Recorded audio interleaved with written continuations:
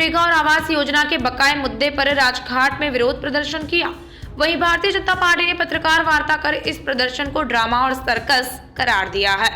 तृणमूल कांग्रेस के महासचिव व सांसद अभिषेक बनर्जी, वरिष्ठ नेता सुदीप बंदोपाध्याय ने केंद्र सरकार के खिलाफ मनरेगा और दूसरी केंद्रीय योजनाओं की निधि की मांग को लेकर महात्मा गांधी की समाधि राजघाट पर विरोध स्वरूप धरना प्रदर्शन किया। इन्होंने पहले महात्मा गांधी को श्रद्धांजलि दी और फिर धरना पर बैठ गए।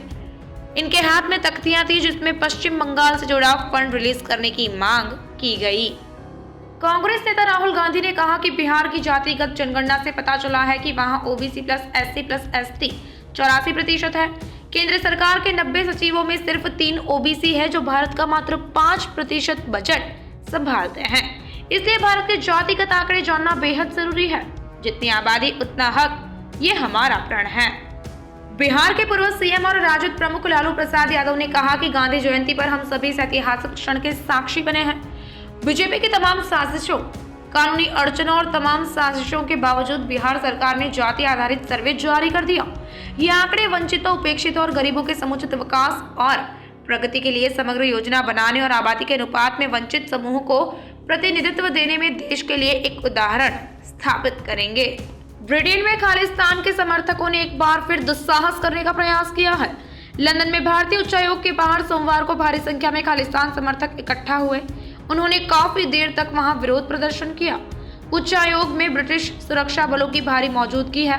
प्रदर्शनकारियों को उच्चायोग के विपरीत दिशा तक ही सीमित करने की कोशिश की जा रही है।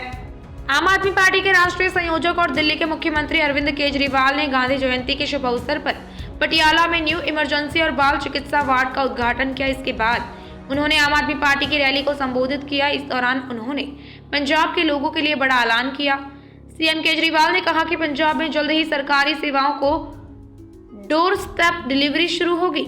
अब लोगों को सरकारी काम कराने के लिए दफ्तरों के चक्कर नहीं लगाने होंगे, बस आपको एक फोन करना होगा। सरकारी आदमी आपके घर पर खुद आएंगे, आपको कहीं जाने की जरूरत नहीं है।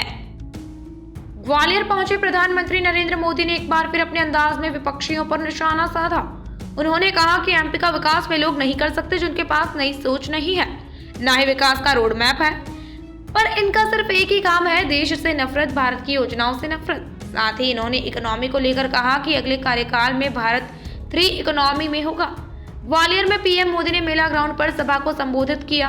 पीएम मोदी सीएम शिवराज के साथ रोड शो के रूप में मंच तक पहुंचे। वे खुली जीप में सवार हुए। उनके साथ सीएम शिवराज सिंह चौहान पर प्रदेश बीजेपी अध्यक्ष वीडी शर्मा मौजूद रहे। केदारनाथ धाम से गुप्तकाशी आ रहे एक हेलीकॉप्टर की सोमवार को इमरजेंसी लैंडिंग करानी पड़ी। मौसम खराब होने की वजह से हेलीकॉप्टर को पैदल रास्ते में इमरजेंसी लैंडिंग कराई गई। इस दौरान हेलीकॉप्टर में 5 सवारी बैठी थी जिनकी जान खतरे में पड़ गई थी। हालांकि पायलट की सूझबूझ ने पैदल रास्ते में सफल इमरजेंसी लैंडिंग कराने से सभी यात्री सुरक्षित है। प्राप्त जानकारी के अनुसार बाबा केदारनाथ के दर्शन कर लौट रहे तीर्थयात्रियों का एक हेलीकॉप्टर धाम से गुप्तकाशी के लिए उड़ान भरा, लेकिन आगे जाकर विजिबिलिटी ठप हो गई। पायलट को आगे अंधेरा दिखा तो हेलीकॉप्टर को इमरजेंसी लैंडिंग करानी पड़ी। ब्राजील के अमेज़न इलाके में ऐतिहासिक सूखा पड़ा है। यहाँ तालाबों और झीलों में पानी का तापमान रिकॉर्ड स्तर पर पहुंच गया है। कुछ जगहों पर पानी का तापमान 102 डिग्री फ़ारेनहाइट यानी 40 डिग्री सेल्सियस से ज्यादा हो गया है। इस बीच पिछले 7 दिनों में यहाँ की लेक टैफे में 100 से ज्यादा डॉल्फिन मरी हुई मिली। वैज्ञानिकों ने इसे असामान्य बताया है। उनके मुताबिक झील का तापमान और अमेज़न में पड़ा ऐतिहासिक सूखा इसका कारण हो सकता है। दुनिया का सबसे बड़ा जलमार्ग अमेज़न नदी इस समय शुष्क मौसम के दौर से गुजर रही है। इसका असर नदी में रहने वाले जीवों पर भी पड़ रहा है। दिल्ली पुलिस ने मोस्ट वांटेड आतंकी शाहनवाज उर्फ शफी उज्जामा को गिरफ्तार किया है। उसके साथ 2 आतंकी और भी गिरफ्तार किए गए। दिल्ली पुलिस ने सोमवार सुबह इसकी जानकारी दी। पुलिस ने बताया कि शाहनवाज के ISIS मॉड्यूल यानी इस्लामिक स्टेट से जुड़े होने का शक है। वह उत्तर भारत में आतंकी घटनाओं को अंजाम देने की योजना बना रहा था। दिल्ली पुलिस की स्पेशल सेल ने साउथ ईस्ट दिल्ली से रविवार रात शाहनवाज को गिरफ्तार किया था। उसके पास से केमिकल पदार्थ और IED बनाने में इस्तेमाल होने वाला मटेरियल था।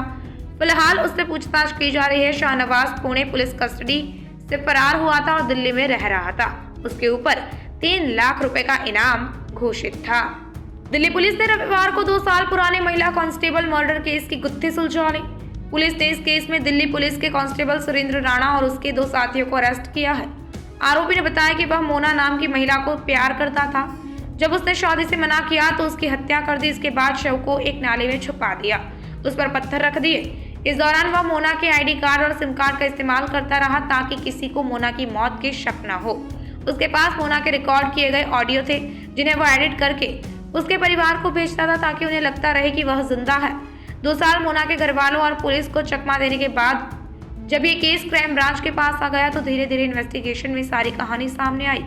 पुलिस ने कंकाल बन चुके 2 साल पुराने शव को बुराड़ी के पुश्ता इलाके से बरामद कर लिया।